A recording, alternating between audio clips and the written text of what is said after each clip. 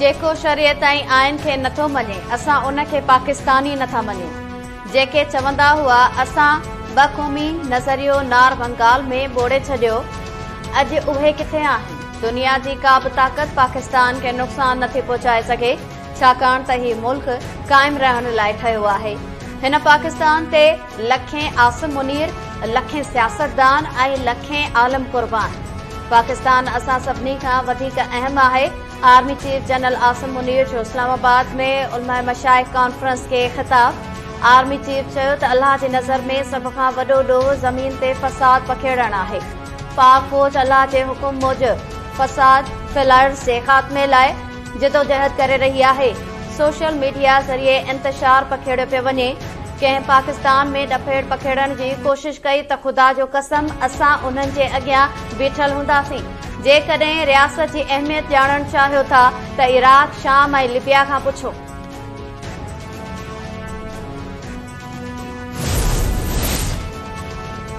कर्ज़नि मां जिंद छॾाइण आसान कमु नाहे।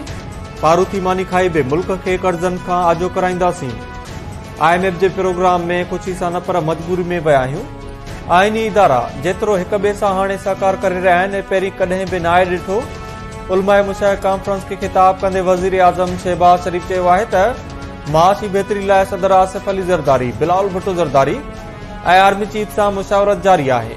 9 मई जहिड़ा वाक़िया पाकिस्तान में कॾहिं बि नाहिनि थिया। सोशल मीडिया ते बि शहीदनि जी बेरुमती कई पई वञे। पाकिस्तानियत जो वैस ओॾे मुल्क दुश्मनी कंदड़नि खे सुञाणो पवंदो। माशरे मां विरछ खे ख़तम करण जी ज़िम्मेवारी आलमनि ते आहे।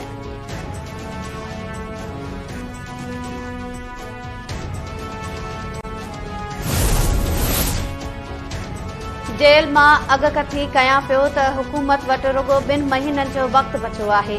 ही हुकूमत धुबण में फासंदी पई वञे। हुननि वटि वक़्तु घटि ऐं मूं वटि वधीक आहे। PTI बानी जूं अडियाला जेल में गैर रस्मी ॻाल्हियूं।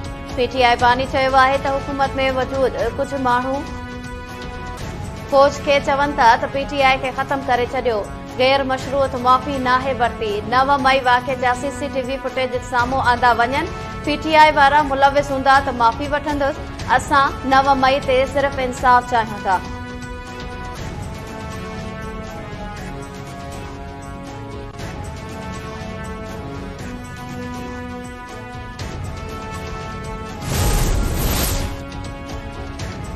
PTI जे दौर में फ़ौजी अदालतुनि में केस हली सघनि था त पोइ हाणे छो न। 9 मई जी रिथाबंदी PTI बानी कई। मथस फ़ौजी अदालत में केस छो नथो हली सघे। दिफ़ा वारे वज़ीर ख्वाजा आसिफ चयो आहे त 9 मई बाबति मशरूत माफ़ी वठण वारे ऐलान बावजूद PTI बानी जा एस्टेब्लिशमेंट सां लाॻापा बहितर थियण जो को इम्कान नाहे।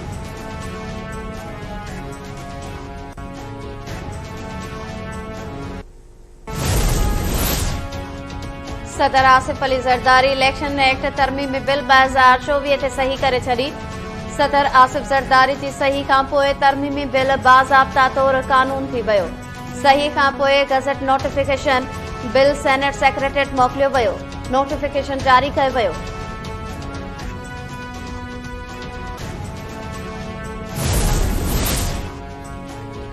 वफ़ाक़ी हुकूमत महांगाई सटियल अवाम मथां हिकु भेरो ॿीहर बिजली किराए छॾी। बिजली जो फी यूनिट ₹2.56 पैसा महांगो। नोटिफिकेशन जारी। नेपरा फ्यूल एडजस्टमेंट जी मद में रक़म वधाइण ऐं बिजली जी क़ीमत में वाध जी दरख़्वास्त ते फ़ैसिलो जारी करे छॾियो। CPPA जूं महीने जे फ्यूल एडजस्टमेंट जी मद में ₹2.63 पैसा फी यूनिट वाध जो मुतालबो कयो हो। नेपरा बिजली जे अघनि में ₹2.56 पैसा वाध कई। बिजली अघनि में वाध लाइफ लाइन ऐं के इलेक्ट्रिक जे वापेदारनि ते लागू न हूंदी।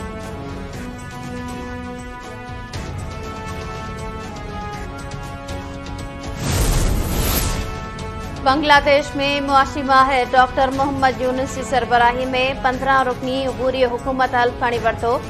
मोहम्मद यूनुस जो पेरिस खां ढाका पहुचण ते मोहम्मद यूनुस जी शानदार आजियां कई वई। डॉक्टर मोहम्मद यूनुस चयो आहे त शागिर्दनि बांग्लादेश खे बचाए वरितो आहे। हाणे असांखे गॾिजी मुल्क जे अमन ऐं इस्तेकाम लाइ कमु करणो आहे।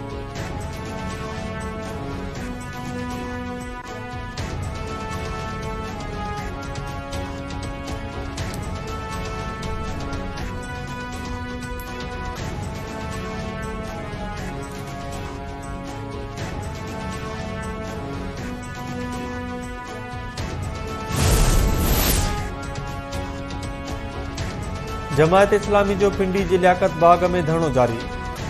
अमीर जमायत इस्लामी हाफिज़ नईमुल रहमान चयो आहे त हुकूमत असांजे एहतजाज खे कमज़ोर न समझे।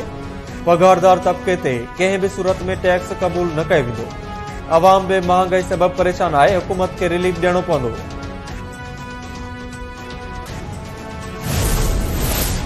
सिंध हुकूमत समूरनि खातनि खां ख़ाली पियल जाइन बाबति 2 ॾींहनि अंदरि तफ़सील तलब करे वरिता।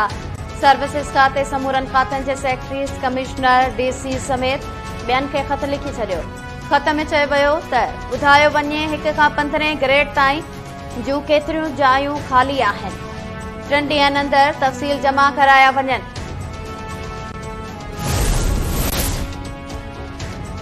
मीरपुर माथेलो जी दहशतगर्दी टोड़ अदालत में शहीद सहाफ़ी नसरुल्लाह गडाणी क़त्ल केस जी ॿुधणी।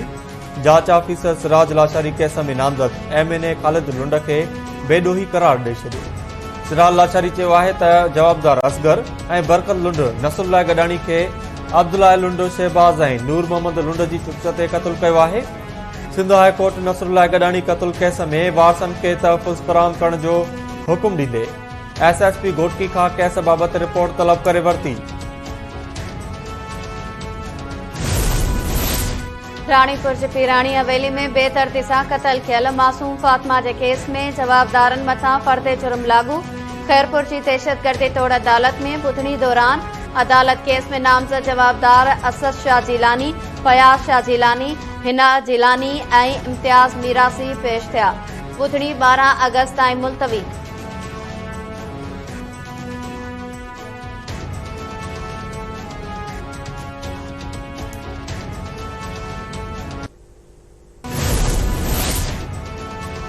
Sindh high court Malir express way जी तमीर सबब मलिर नदी जी रिक्लेम थियल 10 एकड़ ज़मीन सिंध हुकूमत जी मिल्कियत करार ॾेई छॾी। KDA जी मिल्कियत ॼाण आहे ख़ानगी माण्हू जे नाले ते मुंतक़िल कयल ज़मीन बाबति फ़ैसिलो जारी। अदालत शहरी शाहनवाज़ पारां दाख़िल करायल दरख़्वास्त रद्द करे छॾी। सिंध हाई कोर्ट चयो त मलिर नदी जे रिक्लेम थियल ज़मीन KDA जी मिल्कियत नाहे। Senior member board of revenue ऐं ॿियनि ख़िलाफ़ तौहीन अदालत जी दरख़्वास्त रद्द कई।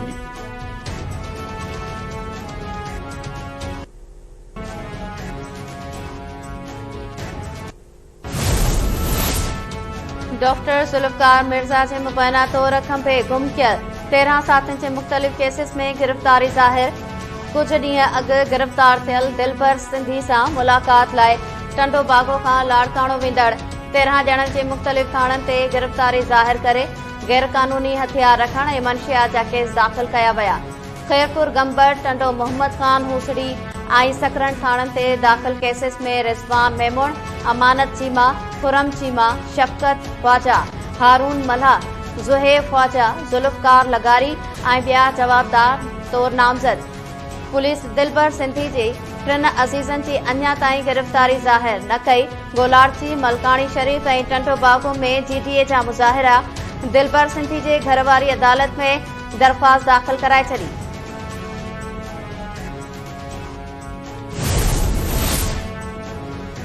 KTN न्यूज़ ऐं कावत सखर जे ब्यूरो चीफ शहीद जान मोहम्मद मर जी शहादत खे 13 अगस्त ते साल मुकमिल थींदो। 13 अगस्त ते वरसी वारे ॾींहुं शहीद जे अबाणे शहर चक में एहतिजाजी जलसे जो ऐलान। ज्वाइंट एक्शन कमेटी मूजिब 10 अगस्त ते समूरन प्रेस क्लब्स आॾो एहतिजाजी मुज़ाहिरा कया वेंदा। आचर ॾींहुं 11 अगस्त ते नुसरो फिरोज़ में एहतिजाज रिकॉर्ड करायो वेंदो। 13 अगस्त ते वरसी जी मुख्य तक़रीब ऐं एहतिजाजी जलसो शहीद जे अबाणे शहर चक में थींदो।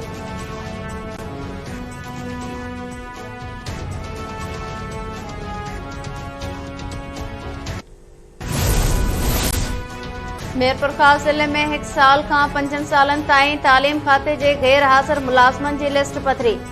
तालीम खाते जा 149 मुलाज़िम 1 खां 5 सालनि ताईं ड्यूटियुनि तां मुसलसल ग़ाइब। जांच टीम अॻियां पेश थियण लाइ खेनि नोटिस जारी कया विया।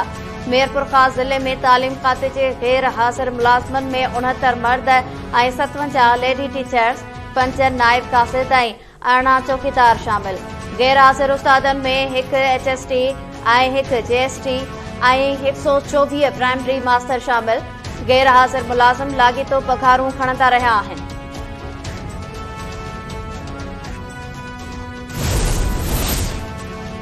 कराची में पाबंदी बावजूद शीशा के फैज़ पुलिस की सरपरस्ती में लड़न लगा।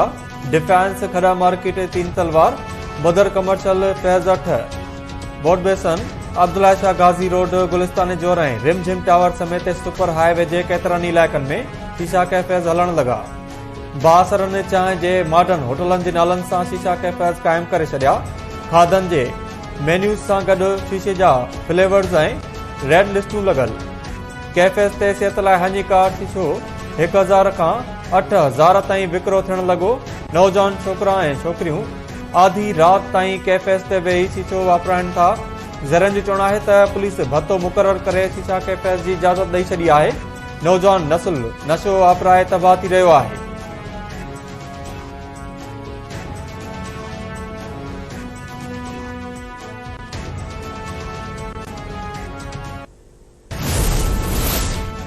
शाहपुर शाहनिया में क़ौमी शाहराह तां हथायल नौजवान के फोत थियण वारो मामलो नओं रुख इख्तियार करे वियो। फोती के वारसन ऐं सरकारी अस्पताल के डॉक्टर पुलिस तरफां रोड हादसे में नौजवान के फोत थियण वारी दावा रद्द करे छॾी।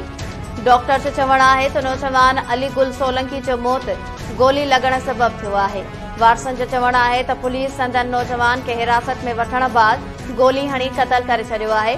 वारसन जो क़ौमी शाहराह ते एहतजाजी मुज़ाहिरो ऐं धरणो इंसाफ़ जो मुतालबो।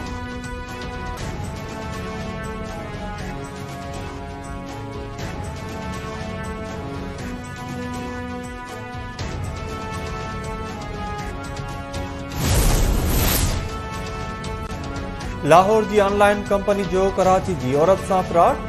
कराची की कंज्यूमर कोर्ट कंपनी की वेबसाइट सोशल मीडिया पेजेस बंद करण से गड मुतासिर औरत के 43,000 रुपया भी वापस करण जो हुक्म ॾेई छॾियो। कराची की कंज्यूमर प्रोटेक्शन कोर्ट ऑनलाइन खरीदारी कंदड़ गार्डन वासण औरत की दरख्वास्त ते फैसलो ॿुधायो। दरख्वास्त गुज़ार मौक़िफ़ अख्तियार कयो त कंपनी खां 2 वॻा ऑनलाइन ख़रीद कया जेके वॻा ऑर्डर कया उहे न मिलिया।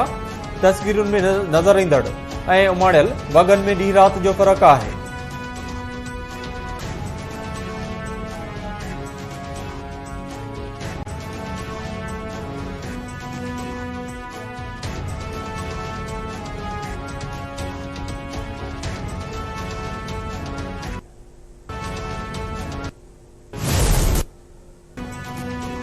अमरीकी सदारती चूंड मुहिम ड्रामाई मोड़ अख्तियार करे वई।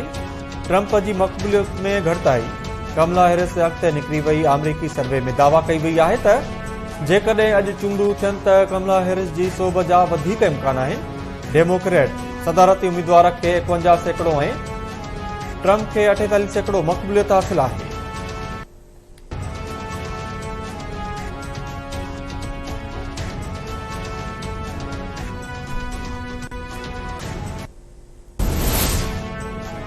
बरतानवी माहिर हैवानियत के कुत्तन से जिनसी ज्यादती के इल्जाम हेठ 10 साल कैद की सजा। परडेही ख़बरू इदारे मूजिब ऑस्ट्रेलिया की अदालत बरतानवी माहिर हैवानियत एडम ब्रिटन के कुत्तन से जिनसी ज्यादती और उन्हनि के मारण जो ॾोह साबित थियण ते कैद की सजा ॿुधाई। एडम ब्रिटन जानवरनि ते ज़ुल्म ऐं ॿारनि सां बदसलूकी के इल्जामनि जो एतराफ़ कयो।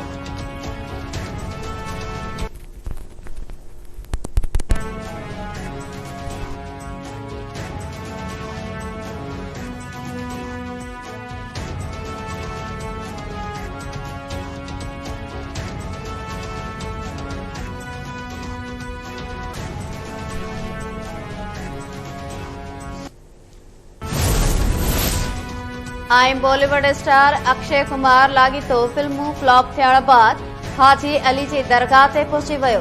करोड़े रुपयनि जो अतियो बि ॾिनो।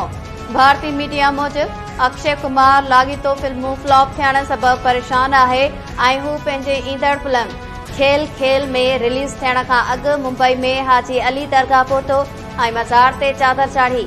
भारतीय मीडिया मूजिब अक्षय कुमार मज़ार के सींगारण ऐं संवारण लाइ 1 करोड़ 21 लख रुपया अतियो ॾिनो।